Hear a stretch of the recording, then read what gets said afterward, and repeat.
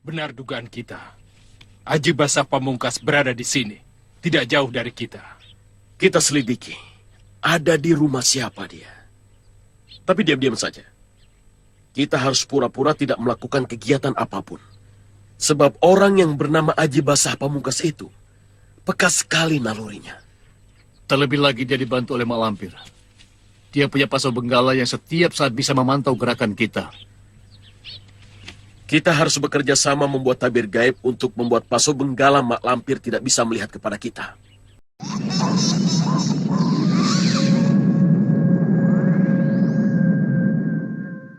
Apa? Ayah saya Mantri Demung Saptaningrat ditahan? Betul, Raden. Beliau dituduh membunuh Mantri Dalam Waluyo Jati. Tidak mungkin. Mantri Dalam Waluyo Jati adalah calon mertua saya. Tidak mungkin ayah saya membunuh calon besannya sendiri. Bukti memberatkannya, Raden. Bukti? Keris milik ayah Raden tertancap di dada Mantri Dalam Waluyo Jati.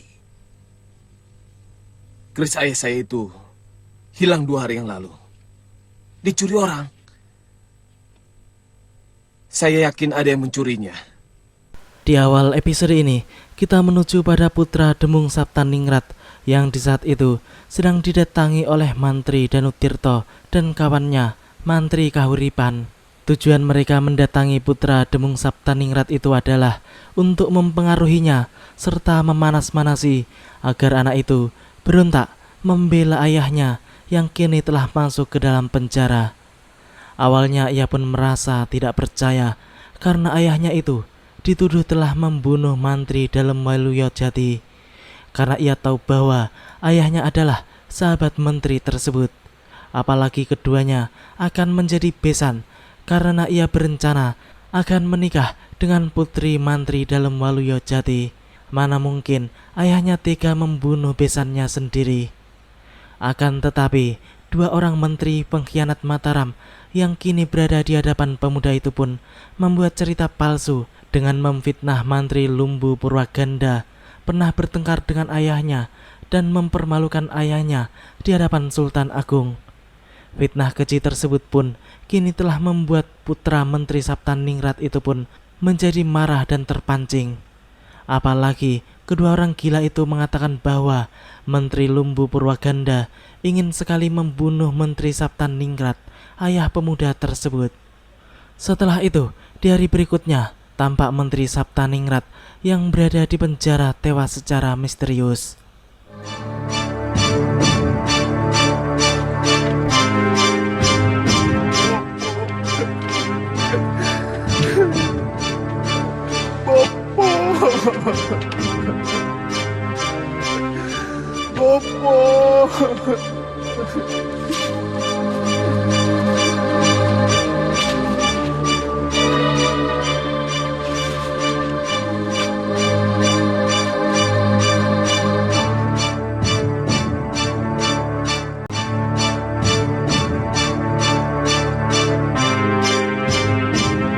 Apakah ini milik Andika? Benar. Kancing baju dan ikat pinggang ini milik saya. Kami menemukan ini di kamar penjara almarhum Demung Saptaningrat. Almarhum? Maksud Andika? Mantri Demung Saptaningrat meninggal. Meninggal? Dibunuh. Dibunuh siapa? Andika. Saya? Ya, kedua benda inilah buktinya. Sebentar. Mantri Lumbu Purwaganda sangat terkejut ketika dirinya dituduh sebagai pembunuh Demung Saptaningrat. Apalagi bukti-bukti itu diperlihatkan dengan jelas di hadapannya. Ia pun kemudian langsung masuk ke dalam kamarnya, lalu langsung membongkar lemari bajunya untuk mencari ikat pinggang dan baju yang kancingnya sama persis dengan barang bukti yang telah diperlihatkan oleh Temenggung Alap-Alap. Ternyata benar, kancing salah satu bajunya memang hilang satu, dan juga ikat pinggang berendak emas juga tidak ada di tempatnya. Ia pun kemudian menyuruh istri dan para pembantunya untuk mencari ikat pinggang yang dimaksud. Sedangkan dirinya sendiri kini telah kembali ke depan untuk menemui Temunggung Alap-Alap dan Temunggung Wiralaga sambil membawa baju yang hilang kancingnya tersebut. Keduanya pun memeriksa baju itu dan ternyata benar bahwa salah satu kancing bajunya telah lepas. Di tengah pembicaraan mereka, mendadak saja ada suara yang memanggil Mantri Lumbu Purwaganda dari luar. Ketiganya pun kemudian keluar dan melihat putra Demung Saptaningrat telah berdiri sambil berkacak pinggang menahan amarah.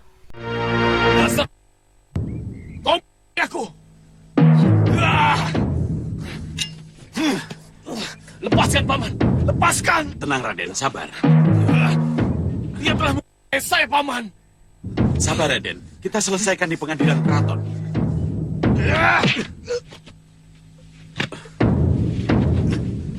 Mantri Lumbu, kami pamit dulu. Andika siap-siap untuk menerima panggilan dari Pangeran Purbaya. Iya. Kanda, kancing baju dan ikat pinggang yang hilang itu tidak ada. Saya dan para pembantu sudah mencarinya. Mengaduk-aduk semua tempat, tapi tidak ketemu juga. Fitnah. Fitnah? Ada seseorang yang ingin mencelakakan diriku.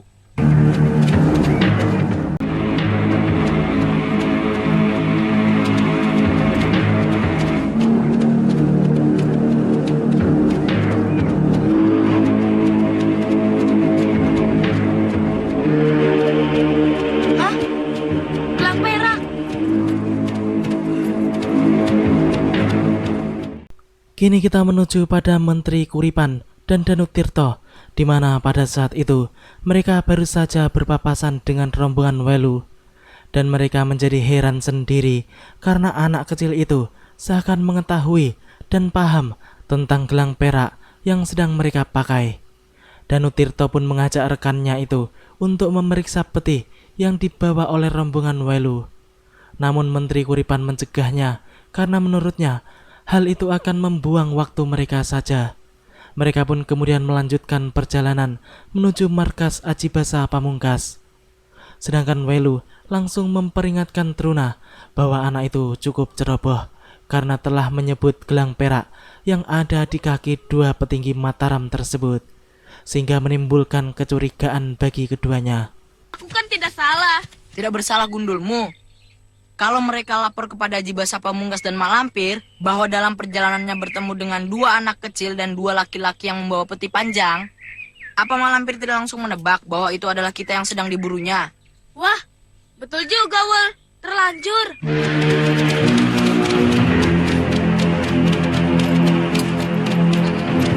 Usaha kita mengalami kemajuan. Setiap para mantri, tumenggung, punggawa saling merasa tidak aman. Merasa jiwanya terancam. Tadi kami bertemu dengan dua orang anak yang sedang menuntun kuda penarik gerobak. Dia kaget melihat gelang perak ini. Benar sekali apa yang telah diprediksi oleh Welu, bahwa kedua petinggi tersebut melaporkan tentang rombongan mereka kepada Mak Lampir. Kini si nenek setan itu pun mengetahui kalau yang bertemu dengan dua sekutunya itu adalah murid-murid Datuk Larang Tapa. Mereka pun juga mengatakan bahwa rombongan tersebut membawa sebuah peti panjang di dalam gerobak pedatinya. Grandong pun langsung mengatakan bahwa peti tersebut kemungkinan besar adalah berisi Raden Samba. Mengetahui hal tersebut, si Lampir dan Grandong pun langsung pergi begitu saja menuju arah rombongan Panglima Kumbang. Sedangkan Danutirto dan Kuripan hanya melongo karena mereka tidak tahu apa maksud dari Mak Lampir. Mereka berdua pun kemudian ditemui oleh Hiralal Sangker. Orang Hindustan itu menanyakan apa yang telah terjadi sebenarnya. Keduanya pun menceritakannya. Mendengar nama Raden Samba disebut-sebut, orang Hindustan itu pun menjadi berbinar-binar penuh dengan semangat. Lalu ia pun langsung pergi menyusul Mak Lampir. Kedua petinggi Mataram itu pun kini menjadi lebih terbengong-bengong lagi dengan tingkah Hiralal Sangker yang hampir sama dengan Mak Lampir.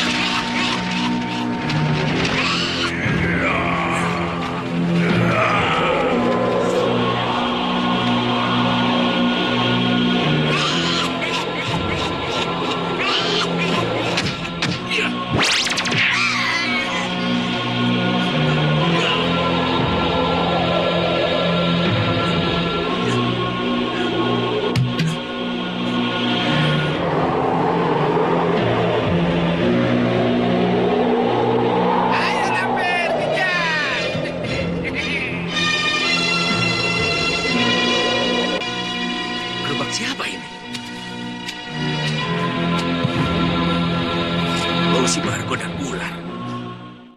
Hiral Sangker tampaknya telah terlambat, karena kini ia hanya menemukan bekas gerobak Raden Samba saja. Ia pun masih berpikiran bahwa sebenarnya Mak Lampirlah yang sengaja menyembunyikan Raden Samba dan Bargo dari dirinya. Ia pun kemudian bertekad untuk mencari dan merebut Raden Samba serta Bargo dari tangan Mak Lampir, karena keduanya kini telah diakui sebagai miliknya sendiri. Sementara itu, Bargo ketika itu sedang menyembunyikan peti Raden Samba di suatu tempat agar tidak diketahui oleh si Lampir. Sedangkan Panglima Kumbang dan Truna pun terus mengubur Mak Lampir untuk mengalihkan perhatiannya dari Bargo. Mereka pun kini mencoba menghadapi si Lampir dengan sekuat tenaga agar wanita setan itu semakin kerepotan sendiri, hingga kemudian Bargo pun telah selesai melaksanakan tugasnya. Jin dari Hindustan itu pun kini mengikuti Panglima Kumbang dan Truna yang berkejaran dengan Mak Lampir. Sedangkan Welu yang bertugas menghadapi Grandong pun kini terus berlari sampai masuk ke dalam danau dan bertarung di sana. Grandong memang bukanlah lawannya, namun anak itu memiliki akal yang cerdik agar dirinya tidak bentrok langsung dengan si makhluk jelek tersebut. Setiap ia akan kalah, maka seketika itu juga ia langsung kabur menjauh. Mak Lampir pun kini sedang dikejar-kejar oleh Panglima Kumbang, Truna dan Bargo hingga masuk ke dalam hutan, yang dimana di dalam hutan tersebut terdapat Maesa dan gurunya Dewi Racun yang sedang duduk santai berdua sambil membakar hewan hasil buruan mereka. Hal tersebut pasti akan menjadi sebuah kejutan besar bagi Mak Lampir yang kini secara tidak sengaja telah berada tidak jauh dari keduanya.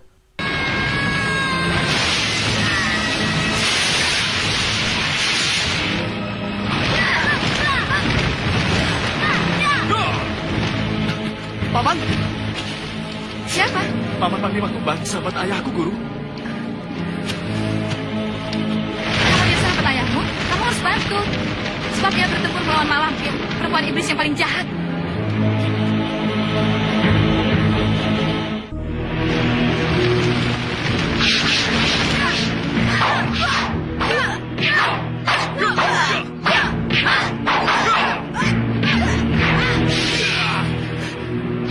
Kurang ajar si Lampir. Bikin susah.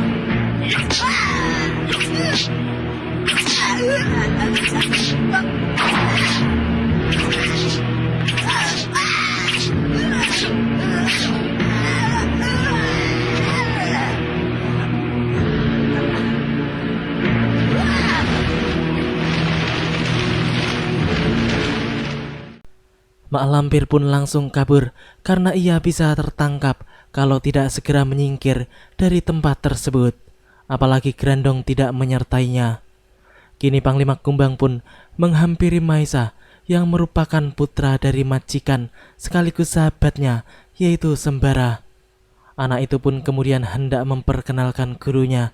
Akan tetapi tampaknya Panglima telah mengetahui dan mengenal tentang Dewi Racun. Sebab wanita itu adalah salah seorang pendekar yang tersohor di dunia persilatan. Panglima Kumbang pun kemudian mengatakan bahwa Maesa beruntung karena memiliki guru seperti Dewi Racun yang terkenal akan kesaktiannya. Dipuji seperti itu tentu saja membuat Dewi Racun tampak tersipu malu sekaligus bangga terhadap dirinya sendiri. Anak kecil, nama kamu siapa? Truna, kamu? Mahesa.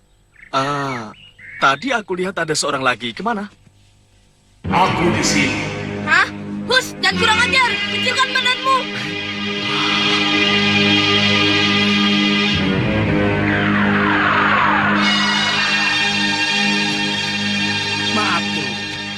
Bukannya aku pamer kepintaran. Tapi kalau aku tidak besarkan sekali-sekali, badan terasa pegal-pegal dan sakit. Wah, bahaya. Hampir saja aku lupa. Ada apa? Raden Samba, Panglima. Kamu sembunyikan di mana Raden Samba? Aku lihat dia di semak belukar. Betul. Aku khawatir Mak Lampir tahu tempat itu. Panglima Kumbang pun langsung mengajak Bargo dan yang lainnya untuk menuju ke tempat Bargo menyembunyikan Raden Samba. Mahesa dan Dewi Racun pun mengatakan bahwa mereka harus ikut bersama dengan Panglima Kumbang. Sang Panglima pun kemudian menyuruh mereka semua untuk saling berpegangan tangan sambil memejamkan mata. Setelah itu, mereka pun menghilang langsung menuju ke tempat keberadaan peti Raden Samba. Sementara itu, Welu yang sedang bertarung melawan Grandong pun tampak kesulitan hingga akhirnya ia harus tertangkap oleh makhluk jelek tersebut. Sedangkan rombongan Panglima Kumbang yang telah tiba di tempat tujuan pun kemudian langsung mencari peti Raden Samba. Namun naas karena mereka hanya menemukan petinya saja tanpa ada isinya. Bargo tampak merasa sangat bersalah karena ia sendiri yang telah menyembunyikan peti Raden Samba di tempat itu. Mereka pun kemudian membagi kelompok menjadi 2 untuk mencari Raden Samba. Yang satu lewat udara, sedangkan yang satunya lagi lewat darat, yaitu Panglima sendiri, Dewi Racun, serta Mahesa. Di sisi lain, tampak Aji Basa Pamungkas yang sangat terkejut dengan kedatangan Mak Lampir yang tampak kesakitan dan sedang terluka dalam. Mak Lampir? Ada apa, Mak Lampir?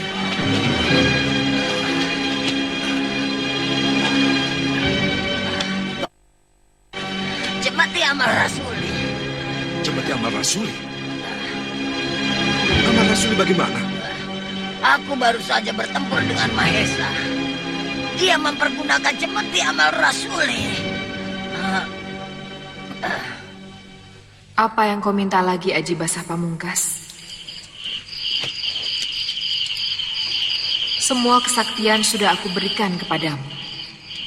Kau bisa menjadi jago di atas jago di seluruh dunia seperti yang kau cita-citakan. Duh Pukulun Nyai Ratu sesembahan hamba. Hamba sangat berterima kasih atas semua kesaktian yang Nyai Ratu anugerahkan kepada hamba. Permintaan hamba hanya satu pertanyaan. Kau mau bertanya apa?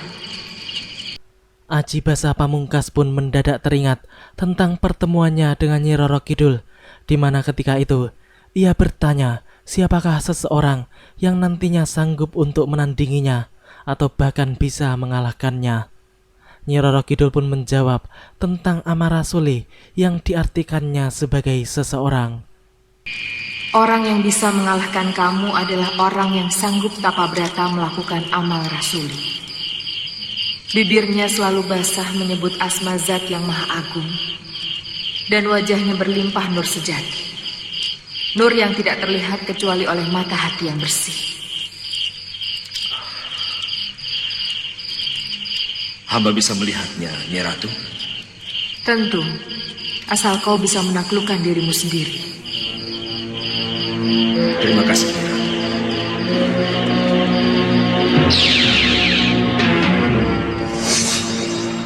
Nyai Roro Kidul mengatakan amal rasuli adalah olah laku tapabrata. Tapi Mak Lampir bilang nama senjata. Mana yang benar?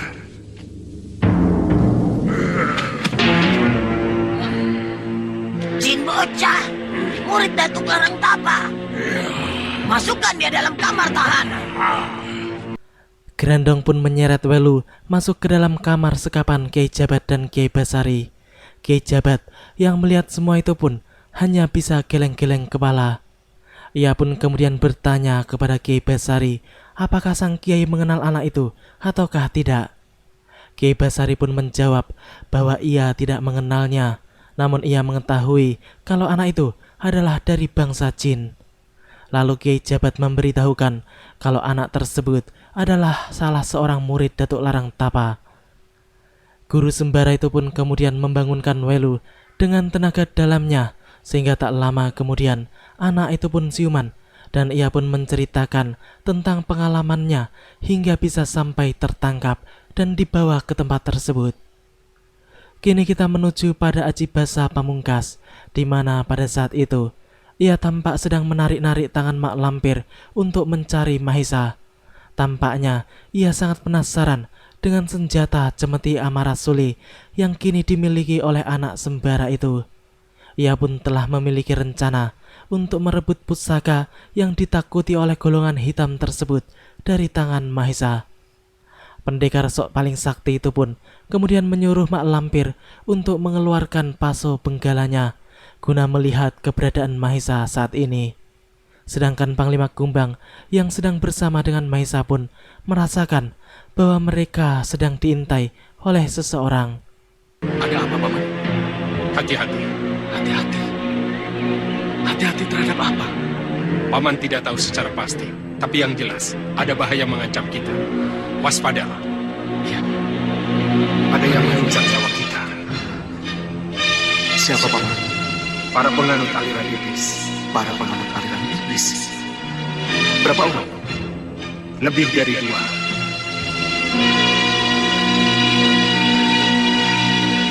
Anak muda itukah yang bernama Mahesa? Ya, dialah yang memiliki Cemeti Amarasuli. Sebentar lagi cemeti itu akan menjadi milikku. Hah, kau yakin? Kenapa tidak? Kau bisa lihat sendiri bagaimana aku bisa merebut dari tangannya. Aku tahu kau sakti mandraguna. Tapi aku ingatkan, kau harus berpikir puluhan kali untuk berhadapan dengan Cemeti Amarasuli. Aku bukan satria pembual Malampir. Apa yang aku katakan pasti akan menjadi kenyataan. Mak Lampir pun tampak tertawa, dan sebenarnya tawanya itu adalah tawa hinaan bagi Aji Basa Pamungkas. Sebab ia tahu bahwa orang yang ada di hadapannya itu tidak akan mungkin mampu memegang apalagi menghadapi kesaktian Cemeti Amarasuli. Ia pun mengatakan bahwa Aji Basa Pamungkas akan menjadi pendekar nomor 1 jika sampai berhasil merebut Cemeti Amarasuli dari tangan Mahesa. Pendekar sombong itu pun kemudian meminta Mak Lampir untuk membawanya ke tempat Mahesa di saat itu juga, karena ia akan membuktikan bahwa ia sanggup untuk merebut Cemeti Amarasuli. Mak Lampir? Hati-hati dengan orang di sebelahnya itu, Mahesa. Siapa dia, Paman? Aji Basa Pamungkas. Oh, jadi dia manusia sakti yang belum ada tandingannya di Nusantara ini. Pernah mendengar? Guru saya yang cerita.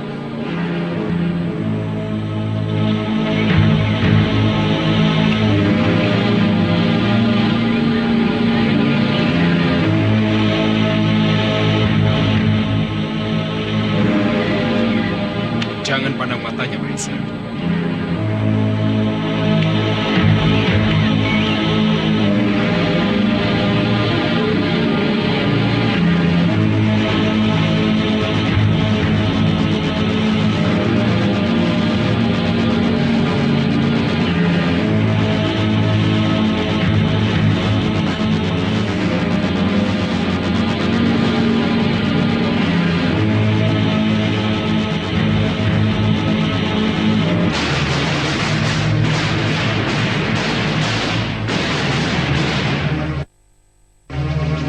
Mahesa menguasai ajian cahaya setan netra dengan sempurna. Mak Lampir pun sangat terkejut karena ia melihat bahwa Mahesa benar-benar menguasai ajian cahaya setan netra dengan sempurna dan berhasil mengimbangi ajian Aji Basa Pamungkas. Begitu juga dengan Panglima Kumbang yang sebelumnya telah memperingatkan Mahesa untuk tidak memandang mata Aji Basa Pamungkas.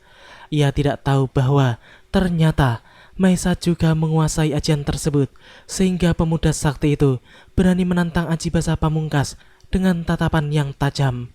Mereka semua tidak tahu bahwa Mahesa memiliki ilmu-ilmu simpanan yang sakti dan langka, dan semua itu adalah warisan dari guru besarnya, yaitu Kama Sutra.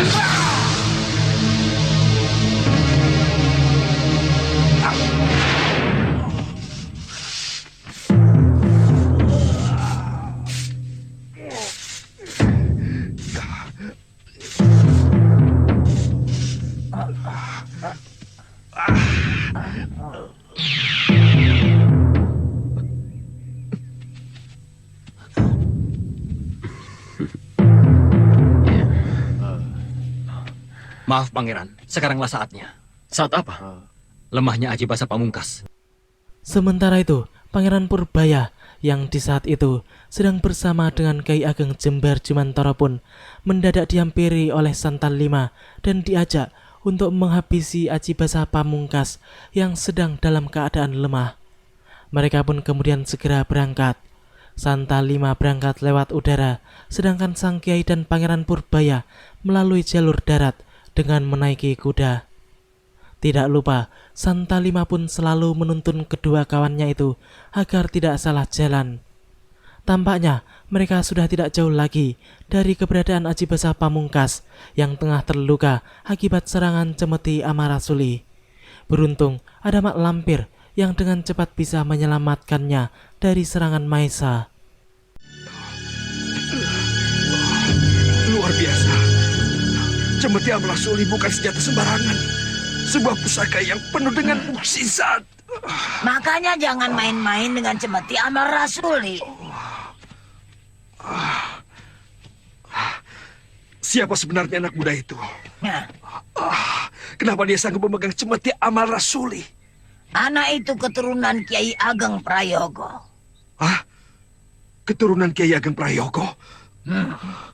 Pantas. Ibunya yang keturunan Kiai Ageng Prayogo bernama Farida.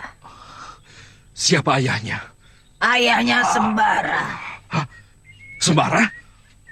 Pendekar yang paling hebat itu.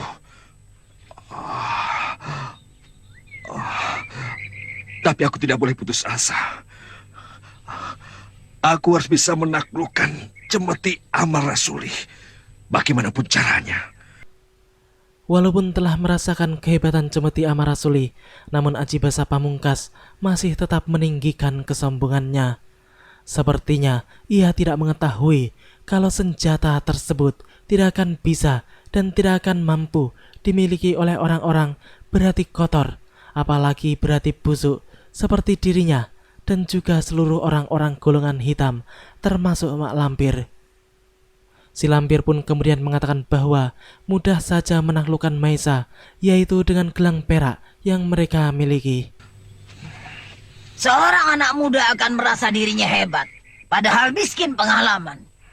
Pancing nafsunya, giring ke dalam suatu jebakan, dia pasti akan jatuh. Dan mau memakai gelang perakmu tanpa dipaksa.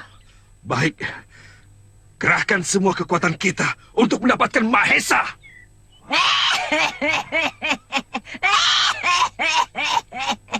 Golongan putih akan gempar dengan masuknya Putra Sembara ke dalam golongan kita. Demikianlah alur cerita di episode kali ini. Nantikan kelanjutan kisahnya di episode yang akan datang. Terima kasih bagi teman-teman semua yang udah mau nonton. Jangan lupa like, share, dan komen. Assalamualaikum warahmatullahi wabarakatuh.